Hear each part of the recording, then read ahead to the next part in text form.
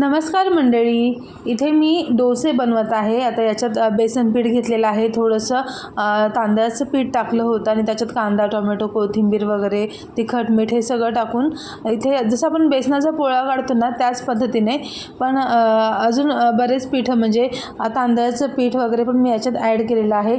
हवं तर तुम्ही नाचणीचं पीठ पण टाकू शकता। तर डोसे अशा प्रकारे करून घेतले आणि त्यासोबत खायला चटणी पण बनवली।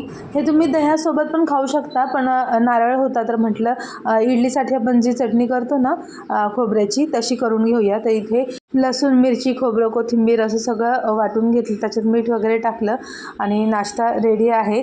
झटपट होणारा नाश्ता आहे आणि तितकाच टेस्टीही लागतो।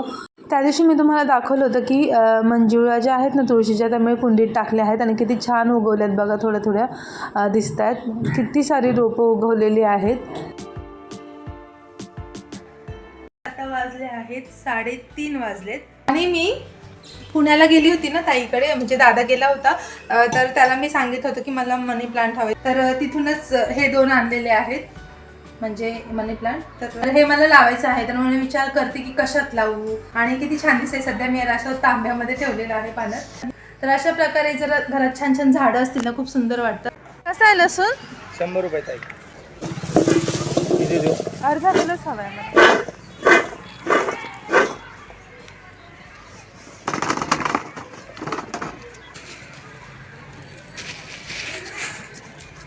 मार्केटमध्ये गेले होते आणि आधी म्हटलं मला फ्रँकी खायची आहे, तर आमच्या इथे एक शॉप आहे तिथूनच मग फ्रँकी घेतली।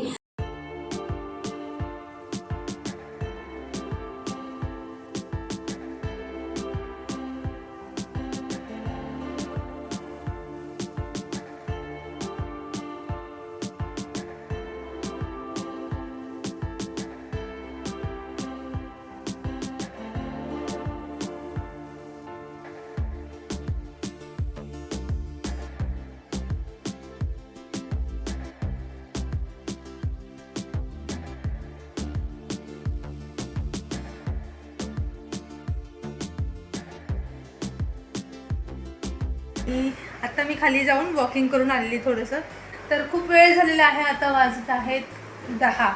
तर मी आजचा ब्लॉग इथे एंड करते। भेटूया पुढच्या ब्लॉगमध्ये, तोपर्यंत स्वतःची काळजी घ्या, टेक केअर, बाय।